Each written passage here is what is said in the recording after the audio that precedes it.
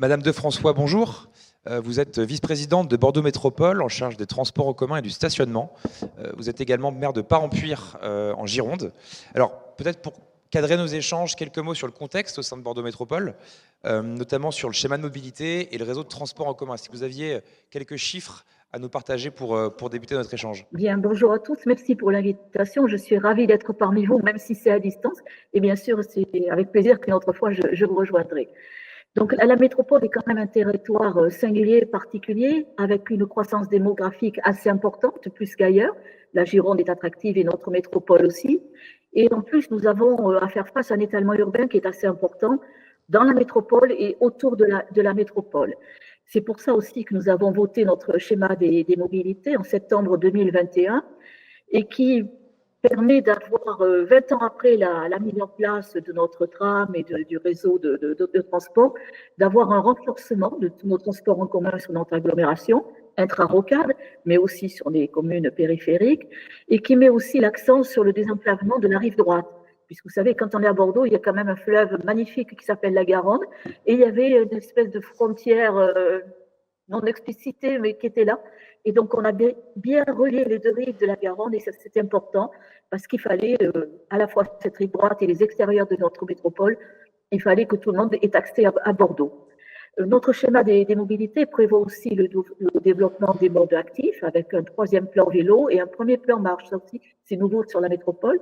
Nous avons un gros volet qui est consacré à la poursuite du développement du réseau de transport en commun, avec ce qu'on appelle la robustification. Nous allons mettre un aiguillage aux portes de Bourgogne, ça ne vous parle pas, mais un endroit justement pour pouvoir faire 2 lignes supplémentaires. Et puis, nous avons mis en place aussi, avec la première ligne G, un réseau de bus express qui va se poursuivre avec la circulaire des boulevards. Cette première ligne avait été mise en place en juin 2024.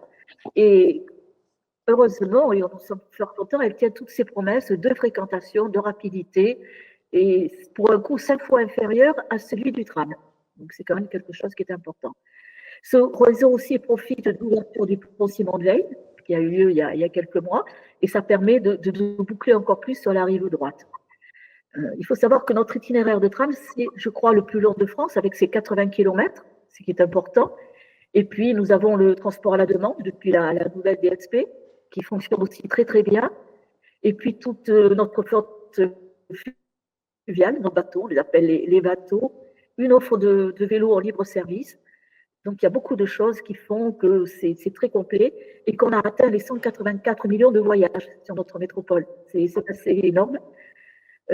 Quoi vous dire aussi? On essaie d'améliorer la fluidité automobile, parce qu'il ne faut pas l'oublier, l'automobile existe, donc il faut faire avec, sur la voie autoroutière de Bordeaux, pour éviter aussi les phénomènes de décharge sur notre réseau métropolitain. Et puis, on essaie d'apaiser toute cette circulation automobile.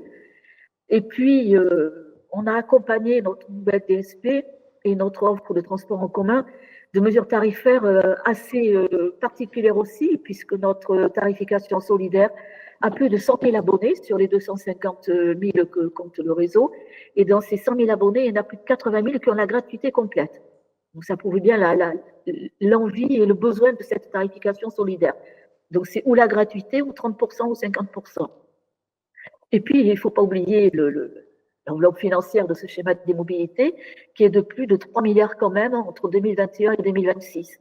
Et c'est un budget qui, par rapport au mandat précédent, est en hausse de 40%. Donc, vous voyez quand même l'envie de la métropole de développer ces transports et d'y mettre les moyens qui vont avec. Et aujourd'hui, nous sommes bien sur cette prévision. Très bien. Alors, parmi la multitude de projets que vous avez au sein de la métropole sur le sujet des mobilités, vous avez notamment des projets de développement d'infrastructures. Est-ce que vous pouvez nous les présenter question subsidiaire, si je puis dire, quelle est votre vision sur le devenir des mobilités à horizon 5-10 ans au niveau de la métropole? Alors, les grands projets, je ne vais pas vous les citer, hein, j'en ai évoqué un ou deux tout à l'heure, c'est des grands projets d'avenir d'infrastructures. Comme je l'ai dit, avec les ponts, et puis aussi le développement des 7 lignes de bus express qui sont importantes. Nous sommes en train de travailler aussi sur le REP, le réseau vélo express, avec 14 lignes pour 275 km.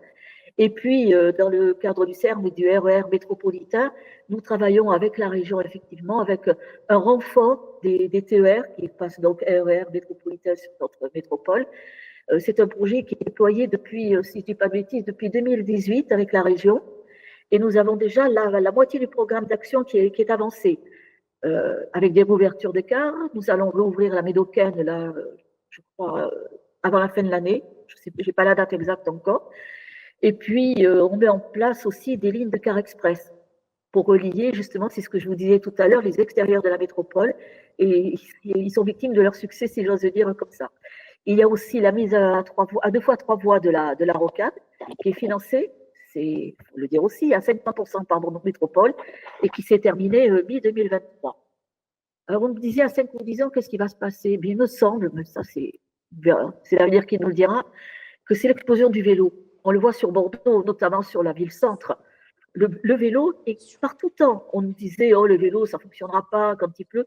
Bien si, de plus en plus, on voit la courbe d'emploi et d'usage du vélo qui monte et qui monte. Pourquoi? Mais tout simplement parce que c'est pratique, c'est fiable, c'est économique et c'est écologique. Et en plus, même si on est un petit peu plus éloigné des 10 km, avec les VAE, les vélos assistance électrique, ça permet, même aux personnes un peu moins sportive, cherchez mon mot, un peu moins sportive, de prendre son vélo et puis de se déplacer. Donc, je pense que l'avenir est un peu sur le vélo. Vous avez parlé de la tarification juste à l'instant. D'un point de vue plus global, quels sont les enjeux de financement justement sur ces projets et comment est-ce que vous travaillez avec l'ensemble des parties prenantes, notamment les acteurs économiques, les opérateurs, à ce sujet? C'est un vrai sujet, la tarification, parce que c'est un coût, le transport a un coût. On investit, donc on a besoin effectivement de financement. Ne pas oublier quand même que c'est le versement mobilité qui participe à ces recettes. Et notre service pèse quand même près de 340 millions d'euros par an. Hein, vous voyez, c'est pas anodin. Et puis, le versement mobilité, c'est à la fois les entreprises et les établissements publics. Et bien sûr qu'on a un tarif, mais il n'est pas possible d'augmenter le tarif à l'usager constamment. À un moment donné, il faut que ça s'arrête. Alors, nous, on a mis en place la tarification solidaire, on peut augmenter quelques billets, mais ça a ses limites. Donc, je ne sais pas, c'est vraiment un vrai sujet, le coût des transports. Le reste à charge pour la collectivité devient de plus en plus important. Hein. Et c'est une question qu'on se pose presque tous les jours, comment financer nos transports? Donc, je n'ai pas la solution, mais on a besoin de transport, il faut qu'on continue à investir. Donc, c'est des choix aussi politiques. On est très heureux de vous avoir à plusieurs titres, Madame la Vice-Présidente, mais également parce que Bordeaux Métropole est un territoire qui innove énormément. On vous suit depuis de nombreuses années au Institute, notamment en termes de digitalisation des mobilités. On peut citer par exemple l'application TBM ou encore le TB Move, le Lab TB Move. Est-ce que vous pourriez nous en parler, nous en dire davantage? Alors, le MAS de l'application TBM a été lancé en juin de cette année. Il fonctionne très bien. Il permet sur son téléphone, voire sur son PC, mais l'application c'est quand même plus sur le téléphone, d'avoir les itinéraires, de payer, d'avoir aussi l'offre de train, d'acheter et de valider ses titres de transport. Et ça permet également d'accéder aux vélos de TBM, puisque nous avons des locations de vélos via TBM. Donc ça, c'est important d'avoir toutes ces applications-là, tous ces usages sur le téléphone. Ça facilite la vie des usagers. Et le Lab Move, c'est une nouveauté qui a été intégrée dans la DSP aussi. Ça permet de développer des expérimentations qui sont en lien avec notre réseau de transport en commun. Il y a 10 millions d'euros qui sont quand même prévus sur les 8 ans pour consacrer à cette innovation. Et nous sommes quelques élus à être, bon, j'y suis dedans, mais nous sommes quelques élus à être mobilisés dans la gouvernance de ce lab, auprès des représentants de l'université notamment, de Keolis et de Bordeaux Métropole. Donc, on travaille beaucoup sur la qualité de service, sur l'accroissement de la sécurité. C'est un point qui est demandé par les usagers quand même. La sécurité, voilà, c'est important. Et la sûreté des personnels, parce qu'il ne faut jamais oublier les personnels, c'est important, le personnel, ils sont là et ils sont devant les usagers qui ne sont pas toujours agréables. Ce n'est pas la majorité, c'est vrai, mais c'est important de travailler aussi sur cette sûreté des personnels et des voyageurs. Et bien sûr, travailler sur la performance de notre transport, hein, du système de transport, et puis aussi des actions tout aussi importantes sur le développement durable. À ce jour, nous avons une vingtaine de projets en cours qui ont différents niveaux de maturité.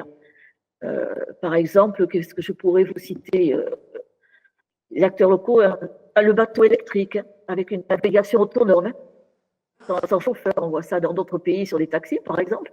Nous, on l'a testé sur nos bateaux. C'est le niveau 4 où nous en sommes. Ça permet de naviguer sans pilote.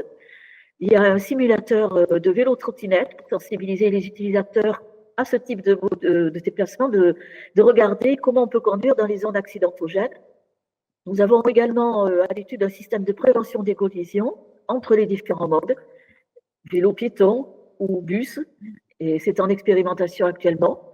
Et puis nous faisons des investigations pour proposer des nouveaux dispositifs d'information voyageurs, parce que les voyageurs ont besoin d'informations, les locaux et puis ceux qui viennent visiter notre agglomération. Nous avons aussi, je réfléchis, des dispositifs de nettoyage de la plateforme tramway pour trouver des alternatives à l'arrosage du gazon et aux dispositifs innovants pour mieux compter les passagers dans les bus. Parce qu'on le sait tous, tout le monde ne valide pas. Alors, ce n'est pas forcément des fraudeurs. Ils ont payé leur abonnement, mais ils ne valident pas. Donc, comment pouvons-nous adapter nos transports si on ne sait pas combien de personnes montent dans nos transports? Donc, c'est tout ça qui est vraiment en cours. Et puis, je peux peut-être vous citer aussi le financement via ce fonds d'innovation d'une thèse qui est faite pour une analyse croisée de l'évolution des infrastructures de transport et des données de météo face aux aléas climatiques avec le changement climatique et pour renforcer la résilience du transport public. Voilà, c'est en gros les grandes lignes de ce Labinov. Merci beaucoup, Madame la Vice-présidente, pour nos échanges. Merci à vous. Merci.